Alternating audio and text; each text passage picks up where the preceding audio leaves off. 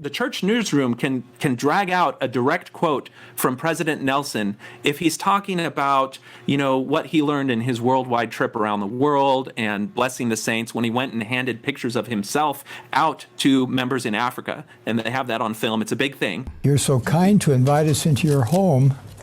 Lovely. We brought a photograph of the new First Presidency for your home. Thank you.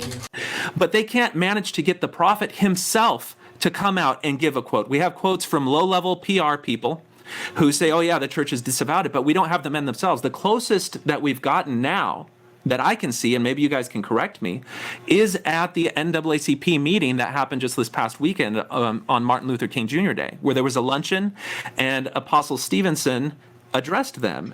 Some of you may be aware from a news article published over the weekend, one of our recent church manuals includes a paragraph with some outdated commentary about race. It was mistakenly included in the printed version of the manual, which had been prepared for print nearly 2 years ago. When it was brought to the attention of church leaders late last year, they directed that it be immediately removed in our annual online manual, which is used by the great majority of our members.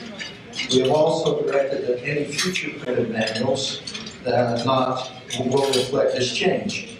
We're asking our members to disregard the paragraph in the printed manual. Now, did you happen to catch his comments, either of you?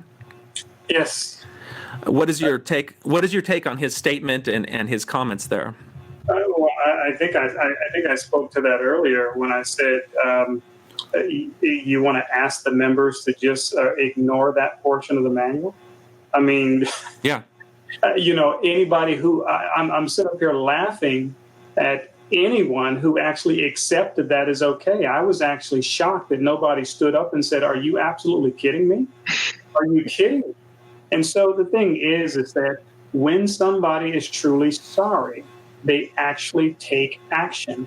We're searching. Look at what we're doing. We're searching for one statement that might be the one statement to help move this in a different direction.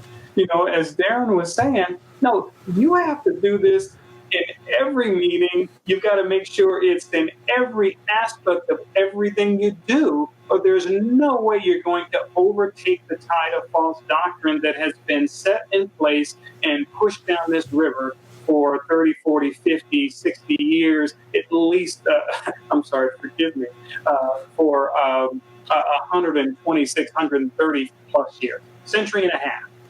How are you going to overtake it with one statement?